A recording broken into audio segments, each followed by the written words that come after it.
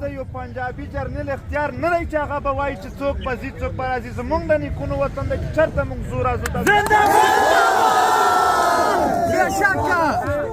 داسې یو قانون یې موږ نه تیر منلی دی نه آینده منو په راتلونکي کې هم د جبر ټول قانونونه به په عملاً ماتوو انشاءالله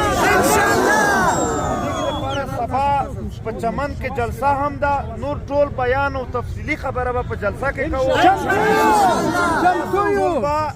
انشاءالله هلته موجود وي د خپلې خاورې او د خپل وطن دعوه به کوو خپله خاوره خپل وطن نور مونږ دغه ذلیل او دغه مشرف عثمان لالا به ټول خبرې کوي